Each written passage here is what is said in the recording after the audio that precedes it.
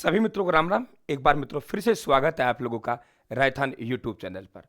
देखिए यहाँ आपके रावल रतन सिंह की बात कर रहे हैं। जैसे आपको पता है सुपरफास्ट आपका रिवीजन चल रहा है। हम लोग 2-2 5-5 मिनट में साथियों एक एक राजा करके आपको पढ़ा रहे हैं ताकि आप लोगों का हौसला बढ़ सके और वाकई आप लोग तनाव मुक्त हो जाए। साथियों की परीक्षा नजदीक आ गई, गुरुजी रिवीजन कैसे करें, इनसे बड़ा आपका रिवीजन नहीं हो सकता। अलग अलग लिस्ट मैंने बना दी है साथियों, उनमें आप लोग जाके अपना रिवीजन कर सकते हो। देखिए रावल रतन सिंह जी की बात करें, रावल रतन सिंह जी समर सिंह जी के बेटे हैं। रावल शाखा से, रावल शाखा का अंतिम राजा है। समर सिंह जी के दो बेटे थे, रावल रतन सिंह और साथियों कुंभकर्ण जी। कुंभकर्ण जी नेपाल जाते हैं और वहां पे जाकर गुहिल वंश की नींव डालते हैं।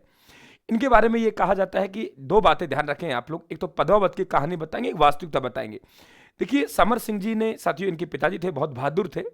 अलाउद्दीन खिलजी ने गुजरात के सोमनाथ के मंदिर पर अटैक किया था, तो इन्होंने अपने राज्य से सेना को नहीं जाने दिया और उससे अलाउद्दीन खिलजी से टैक्स लिया, कर लिया। एक तो ये पॉइंट ध्यान रखेंगे। दूसरा, चित्तौड़ अपना एक सामरिक महत्व रखता है और गुजरात और मालवा के रास्ते में है। अलाउद्दीन खिलजी अपने साम्राज्य का विस्तार करना चाहता है, उसके तहत चित्तौड़ पर अधिकार करना बहुत उसके लिए जरूरी था। एक तो ये कारण है। दूसरा कारण मिलता है मित्रों कि मलिक मोहम्मद जायसी की एक रचना है पद्मावत, और वे पद्मावत कब लिखी गई? 1540 में।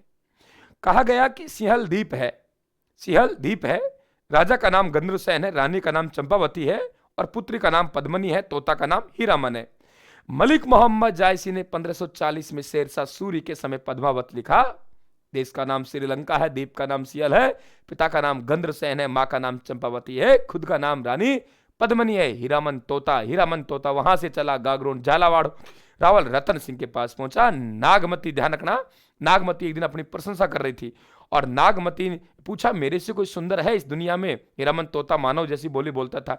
हीरामन तोता ने कहा जिस सरोवर में कभी हंस आया ही नहीं वह भगुला भी हंस होता है। साथियों इन बातों को रावल रतन सिंह सुनता है। रावल रतन सिंह श्रीलंका जाते हैं, वहां से रानी पद्मिनी का विवाह करते हैं, पद्मिनी को चित्तौड़ लाते हैं। एक तांत्रिक है राघव चेतन, वे राघव चेतन कूटनीति से पद्मिनी को प्राप्त करने की कोशिश करता है। रावल रतन सिंह उनको यहां से भगा देते हैं। वे भाग के कहां जाते हैं? दिल्ली में अलाउद्दीन खिलजी के पास जाते हैं। अलाउद्दीन खिलजी को नारी की प्रति उत्साह से हैं और वहां से साथियों जनवरी 1303 में रवाना होता है। इंपॉर्टेंट बात, यह कहानी पद्मावत की है, वास्तविकता मैंने आपको बताई। साथियों मेरा निवेदन यह है कि रानी पद्मावती नहीं होती तो अटैक तो एक करता, ये ध्यान रखना आप लोग, क्योंकि रणथंबोर पर अटैक किया है, जालोर पर अटैक किया है, सिवाड़ा पर अटैक किया है। लेकिन साथियों जो भी है इतिहास कह रहा हमें पढ़ना पड़ेगा, ये ध्यान रखें आप लोग।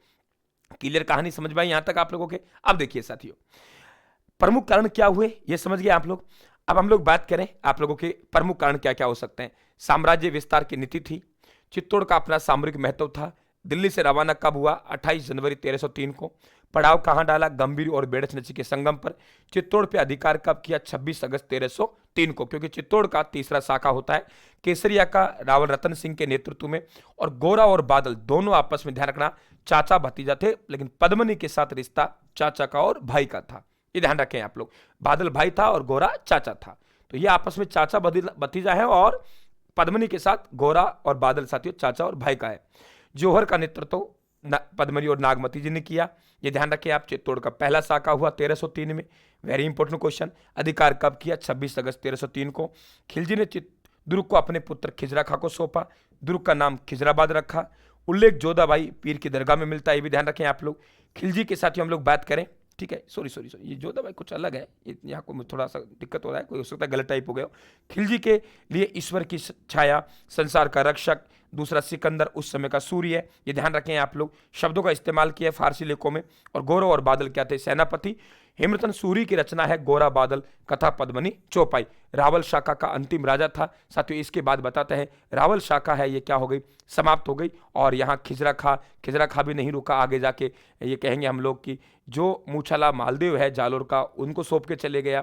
उनके पुत्र भी यहाँ पे शासन करेंगे और उन्हीं पुत्रों को 1326 में राणा शाखा का हमीर पराजित करेगा और खोई हुई सत्ता को दोबारा प्राप्त करेगा। और वहीं से सिसोदिया वंश की शुरुआत हो गई। राणा हमीर को साथियों मेवाड़ का उद्धारक कहते हैं। वेरी इंपॉर्टेंट क्वेश्चन बनेगा, मेरी बात समझ गए होंगे और मैं उम्मीद करता हूं आप लोगों को शानदार अंदाज में साथियों ये कहानी समझ में आई होगी। मस्त रहिए, आप सीरीज में हमारे साथ बने रहिए साथियों। मैं कह रहा हूं अच्छा अंक आप लोगों को दिलवाएंगे, चिंता करने की आवश्यकता नहीं है, क्योंकि साथियों एक रणनीति होती है, रणनीति के तहत हम आगे चल रहे हैं। शॉर्टकट रणनीति अपनाइए और इससे बढ़िया रणनीति हो ही नहीं सकती साथियों। टेलीग्राम को ज्वाइन करेंगे, पीडीएफ जो भी मेरे से बन पड़ रहा है मैं टेलीग्राम पे डाल रहा हूं, तो राजस्थान के टेलीग्राम को जरूर ज्वाइन करेंगे, डिस्क्रिप्शन में लिंक दे रखा है साथियों। और मस्त रहिए, मौज में रहिए। धन्यवाद। थैंक यू साहब।